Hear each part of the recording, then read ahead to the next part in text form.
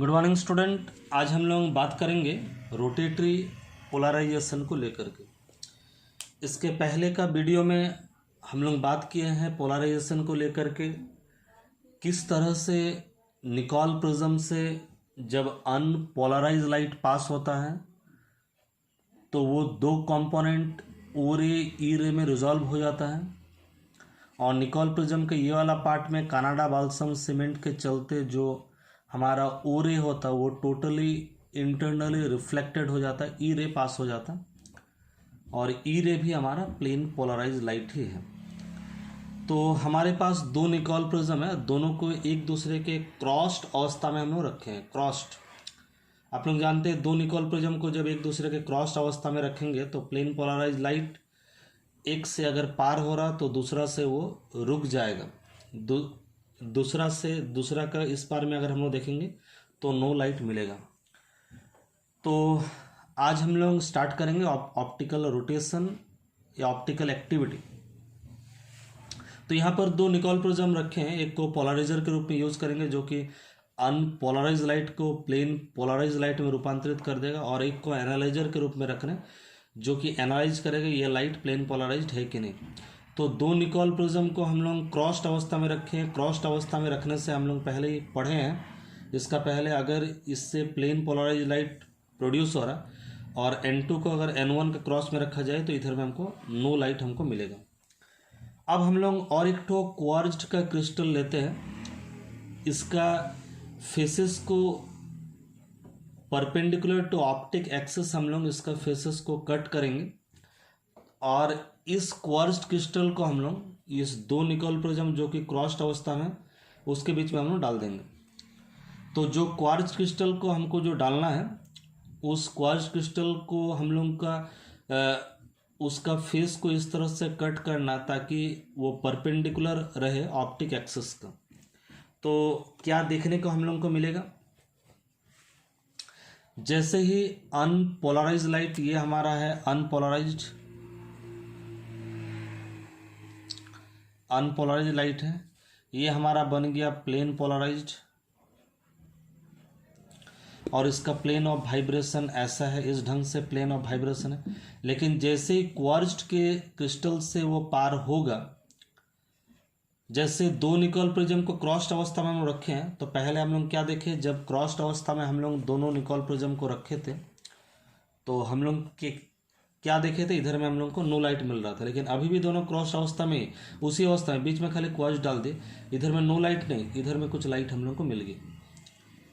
क्यों ये वाला होता है, कैसे ये वाला होता है? क्वार्ट्ज डालने से क्वार्ट्ज क्या कर दिया ना, क्वार्ट्ज को जब डाले हम लोग, जो प्लेन ऑफ वाइब्रेशन इस ढंग से था वो प्लेन ऑफ वाइब्रेशन को थोड़ा सा बदल दिया। प्लेन ऑफ वाइब्रेशन को बदलने के कारण ये लाइट कुछ पास हो गया। अब इस निकोल प्रिज्म को अगर नो लाइट के, अगर हमको यहाँ पर नो लाइट चाहिए यहाँ पर, तो इस निकोल प्रिज्म को थोड़ा सा घुमाना पड़ेगा। तो हम लोग क्या बोल सकते हैं ना, ये जो क्वार्ट्ज क्रिस्टल, इसमें कुछ गुण है, इसमें कुछ प्रॉपर्टी है। क्या प्रॉपर्टी है ना, ये प्लेन पोलराइज लाइट या पोलराइज लाइट का जो प्लेन ऑफ वाइब्रेशन है उसको थोड़ा सा एंगल में वो घुमा सकता है। तो ये जो property of rotating the plane of vibration of polarise light by certain crystal is called optical activity. इसी प्रॉपर्टी को हम लोग बोलेंगे, ये क्वार्ट्ज क्रिस्टल का जो प्रॉपर्टी इसको हम लोग बोलेंगे ऑप्टिकल एक्टिविटी। क्वार्ट्ज क्रिस्टल क्या किया ना, पोलराइज लाइट का प्लेन ऑफ वाइब्रेशन को चेंज कर दिया। जो सब्सटेंस इस तरह से प्लेन ऑफ वाइब्रेशन को चेंज कर दे, रोटेट कर दे, घुमा दे, उस तरह का सब्सटेंस को हम लोग बोलेंगे ऑप्टिकली एक्टिव सब्सटेंस। तो क्वार्ट्ज हमारा है ऑप्टिकली एक्टिव सब्सटेंस। तो two types of optically active substance हमारा हो सकता है। एक को हम लोग बोलेंगे राइट हैंडेड ऑप्टिकली सब्सटेंस या ऑप्टिकली एक्टिव सब्सटेंस, या तो डेक्स्ट्रो रोटेटरी भी इसको हम लोग बोलते हैं। ये क्या करेगा, this produce the rotation of plane of polarisation towards the right, that is clockwise direction on looking towards the source. Source के तरफ में लुक करने से अगर हमारा जो प्लेन ऑफ पोलराइजेशन है उसको अगर राइट के तरफ में अगर घुमा दे या तो क्लॉकवाइज के तरफ में अगर घुमा दे, कुछ क्रिस्टल ऐसा होगा जो कि प्लेन ऑफ वाइब्रेशन को ऐसा ना घुमा के ऐसा घुमा दे, एक इस तरह घुमाएगा, एक इस तरह घुमाएगा। तो दो तरह का सब्सटेंस होता है, एक राइट हैंडेड घुमा देगा और दूसरा हमारा लेफ्ट हैंडेड घुमा देगा। तो हम लोग बोलेंगे ऑप्टिकली एक्टिव सब्सटेंस हमारा दो तरह का होगा, राइट हैंडेड और लेफ्ट हैंडेड। या तो क्लॉकवाइज जो घुमाएगा और दूसरा वो है जो एंटी क्लॉकवाइज घुमाएगा। और एक टॉपिक हम लोग स्टार्ट करेंगे, वो है स्पेसिफिक रोटेशन। तो अब हमारा सवाल उठता है, ये जो क्वार्ट्ज जैसे कुछ क्रिस्टल होता है जो कि हमारा पोलराइज लाइट का वाइब्रेशन को कुछ एंगल में चेंज कर देता है, वो किसके ऊपर डिपेंड करता है? तो एक्सपेरिमेंटली ये पाया गया जो डिपेंड करता है, जैसे क्वार्ट्ज क्रिस्टल था वो डिपेंड करेगा क्वार्ट्ज क्रिस्टल का थिकनेस के ऊपर में। ज़्यादा थिकनेस होगा तो देखेंगे हम लोग ज़्यादा घुमाएगा कि कम घुमाएगा, मीन्स वो डिपेंड करेगा थिकनेस के ऊपर, ये हम लोग देखेंगे। ज़्यादा थिकनेस तो ज़्यादा कि कम घुमाएगा। दूसरा डिपेंड करेगा डेंसिटी ऑफ मटेरियल, जो मटेरियल का जो डेंसिटी है, या तो अगर हमारा सॉलिड नहीं है, अगर लिक्विड है तो कंसंट्रेशन ऑफ सॉल्यूशन के ऊपर में डिपेंड करेगा। तीसरा है वेवलेंथ ऑफ लाइट, जो लाइट हम यूज़ कर रेड ब्लू ग्रीन येलो क्या उसके ऊपर डिपेंड करेगा। और चौथा है क्रिस्टल का टेम्परेचर के ऊपर में डिपेंड करेगा। तो इसका मतलब जिस एंगल से प्लेन ऑफ पोलराइजेशन को घुमा देगा वो जो एंगल है वो डिपेंड करेगा इस चार फैक्टर के ऊपर। या तो हम लोग बोलेंगे जो स्पेसिफिक जो रोटेशन है वो डिपेंड करेगा थिकनेस के ऊपर, डेंसिटी के ऊपर, वेवलेंथ के ऊपर, टेम्परेचर के ऊपर। तो अब इसको कैसे हम लोग डिफाइन करेंगे?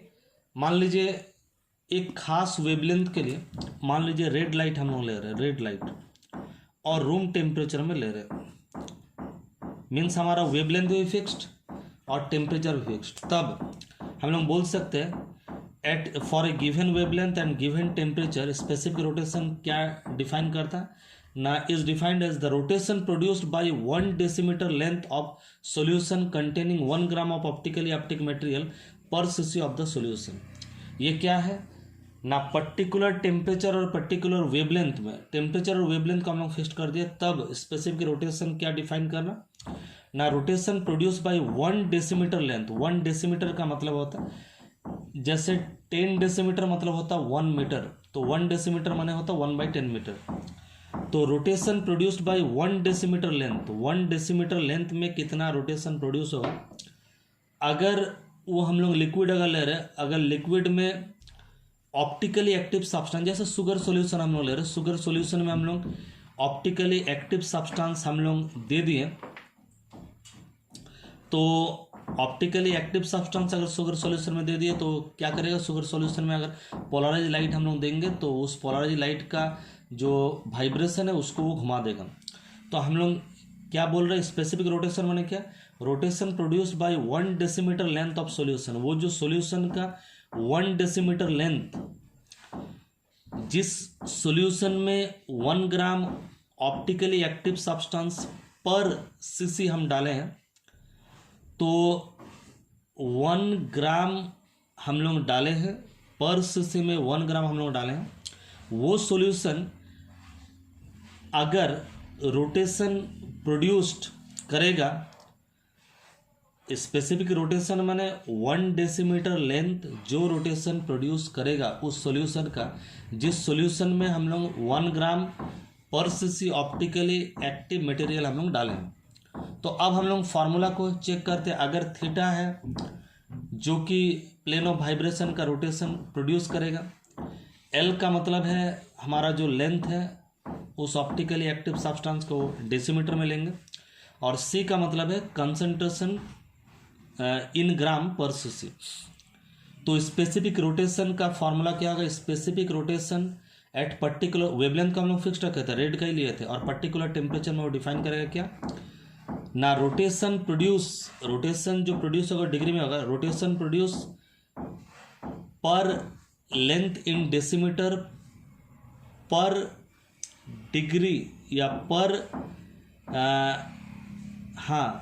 पर कंसंट्रेशन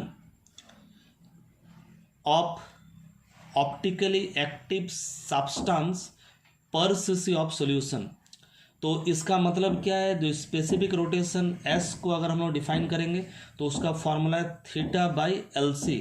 थीटा क्या? रोटेशन इन डिग्री, एल तो हम लोग पढ़े लेंथ इन डेसीमीटर, और सी का मतलब कंसंट्रेशन इन ग्राम पर सीसी। तो हम लोग देख रहे हैं स्पेसिफिक जो रोटेशन है वो किसके ऊपर डिपेंड कर रहा है। थीटा अगर ज़्यादा होगा तो बोलेंगे स्पेसिफिक रोटेशन ज़्यादा है। लेंथ अगर ज़्यादा होगा, ज़्यादा लेंथ में अगर थीटा एंगल घूमे तो स्पेसिफिक रोटेशन कम है, और ज़्यादा कंसंट्रेशन में अगर थीटा एंगल घूमे तो स्पेसिफिक रोटेशन भी कम है। मीन्स अगर हम लोग देखेंगे कम लेंथ में कम कंसंट्रेशन में अगर ज़्यादा एंगल वो घूम रहा तब स्पेसिफिक रोटेशन हमारा बहुत ज़्यादा है। तो एग्जाम्पल के तौर पे हम लोग ले सकते हैं, जैसे मान लीजिए अगर हमारा लेंथ, एक एग्जाम्पल हम लोग ले रहे हैं, एक न्यूमेरिकल टाइप का हम लोग ले रहे, मान लीजिए अगर हमारा लेंथ दिया हुआ है, सपोज लेंथ दिया हुआ है 20 सेंटीमीटर। 20 सेंटीमीटर का मतलब होता है 2 डेसीमीटर। और मान लीजिए हमारा थीटा दिया हुआ है, डीएम माने डेसीमीटर, यहाँ पर थीटा दिया हुआ है 26.4 डिग्री, और कंसेंट्रेशन दिया हुआ है 20%। तो 20% का मतलब होता है 0.2 ग्राम पर सीसी।